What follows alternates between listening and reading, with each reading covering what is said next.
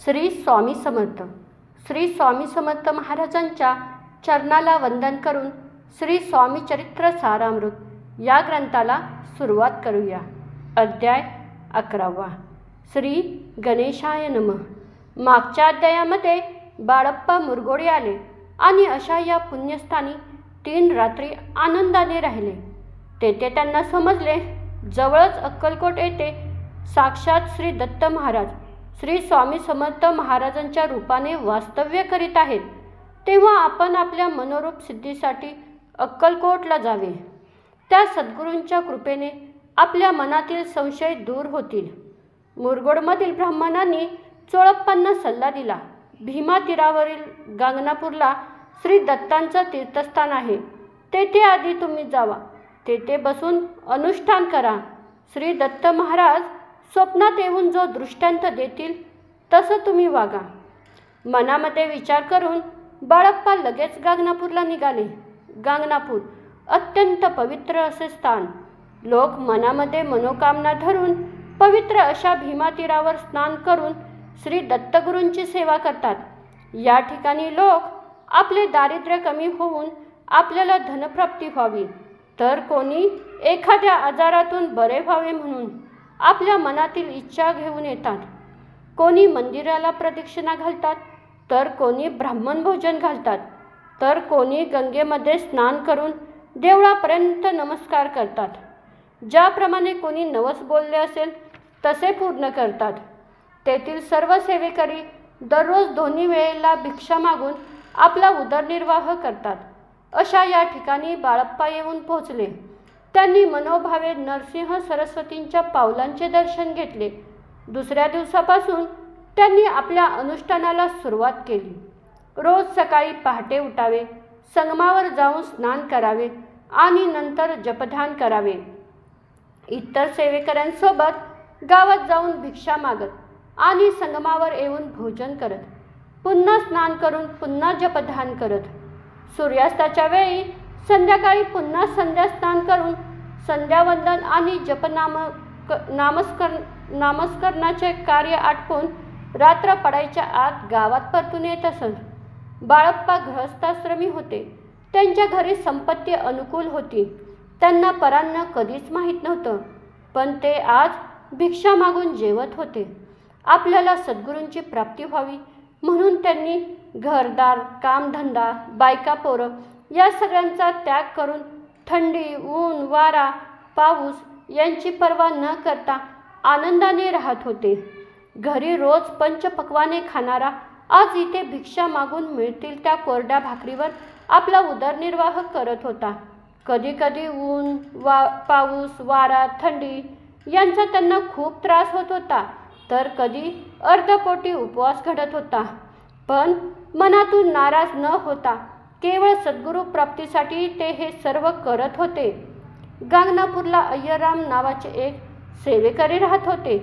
त्यांना बाळप्पांबद्दल समजले होते. त्यांचे होणारे हालही त्यांना समजले. ते बाळप्पांना म्हणाले, तुम्ही रोज भिक्षा मागून आल्यानंतर आमच्या घरी येत जावा आणि तुम्हाला जे कमी पडेल ते आमच्या घरातून घेत जावा. हे ऐकून बाळप्पांना बरे वाटले. 2 दिवस ते पोट भरून जेवले, परंतु मनातून त्यांना संकोच वाटू लागला. त्यामुळे त्यांनी त्यांच्या घरी जाणे सोडले. नेहमीप्रमाणे माधुकरी मागून आले की संगमावर जात, कोरड्या भाकरींची झोळी पाण्यामध्ये बुडवत, नंतर तेथून बाहेर येऊन त्या ठिकाणच्या एखाद्या खडकावर बसून त्या भाकरी खात. असा त्यांचा दिनक्रम कित्येक दिवस चालू होता. असेच काही दिवस लोटले. त्यांना योग्य आहार न मिळाल्याने त्यांचे शरीर कृश होत चालले होते. त्यामुळे त्यांच्या मनात विचार येत होता की आपण घरदार, बायका पोरं, कामधंदा सोडून सद्गुरूंच्या प्राप्तीसाठी येथे आलो आहोत. पण आपल्याला सद्गुरूंची प्राप्ती होईल असं आता दिसत नाही. आपलं नशीबच खोटं. एवढा आपण त्रास सहन केला, उपवास तपास केले, अनुष्ठान केले, पण स्वप्नात सुद्धा कधी सद्गुरूंचे दर्शन आपल्याला झालं नाही. असा विचार बाळप्पांच्या मनामध्ये येत होता. तरीसुद्धा कष्ट सोसून त्यांनी आपली नित्यनियमाने सेवा चालूच ठेवली. अशा प्रकारे 1 महिना पूर्ण झाल्यानंतर त्यांना स्वप्न पडले. त्यामध्ये प्रत्यक्ष दत्तगुरूंचे त्यांना दर्शन झाले. त्यामुळे बाळप्पांना खूप आनंद झाला. पुन्हा 15 दिवस झाल्यानंतर त्यांना पुन्हा एकदा दृष्टांत झाला. एका ब्राह्मणाने त्यांना स्वप्नात येऊन सांगितले, अक्कलकोटमध्ये श्री दत्त महाराज श्री स्वामी समर्थ महाराजांच्या रूपाने राहत आहेत. तेथे तू जा, तुझे कार्य पूर्ण होईल. हे स्वप्न पाहून त्यांना मनातून खूप आनंद झाला. आपण केलेल्या कष्टाचे फळ मिळाले असं त्यांना वाटलं. त्यांनी अक्कलकोटला जाण्याचा निश्चय केला. दुसऱ्या दिवशी झोपून उठल्यानंतर त्यांना अंथरुणाखाली एक चिठ्ठी मिळाली. त्यामध्ये लिहिले होते, उतावळापणा करू नकोस. हे पाहून त्यांनी मनामध्ये विचार केला की आपले अनुष्ठान अजून पूर्ण झाले नाही. त्यामुळे पुन्हा त्यांनी अनुष्ठानाला सुरुवात केली. एके दिवशी बाळप्पा संगमावर स्नान करण्यासाठी गेले. तेथील एका झाडाखाली आपले कपडे ठेवून ते आंघोळीला गेले. आंघोळ करून परत आल्यानंतर त्यांनी आपले कपडे उचलले तर त्याखाली त्यांना एक विषारी विंचू आढळला. त्यांनी विंचवाला मारले नाही, तसेच सोडून दिले.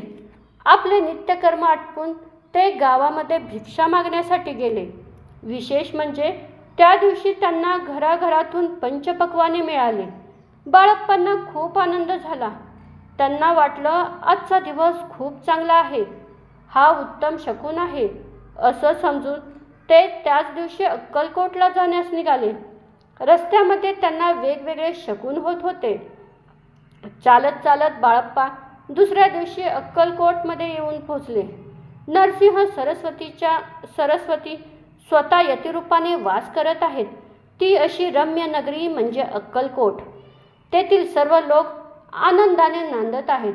तेथील लोक कोणतेही काम करताना श्री स्वामी महाराजांच्या नामांचा गजर करत होते, तर कोणी स्वामी महाराजांची स्तुती गाणी म्हणून करत होते. दूर दूरवरून ब्राह्मण, मारवाडी, वैश्य, शूद्र लोक श्री स्वामी महाराजांचा महिमा ऐकून त्यांच्या दर्शनाला येत होते. तेथे यात्रेसारखी गर्दी झाली होती. श्री स्वामी महाराजांच्या नामघोषाने ते नगर रात्रंदिवस गजबजलेलं होतं. राजे, पंडित, शास्त्री, भिक्षा मागणारे, नाथपंथी, संन्यासी, फकीर, रामदासी अशा प्रकारे निरनिराळे लोक कोठून ना कोठून दर्शनाला येत होते.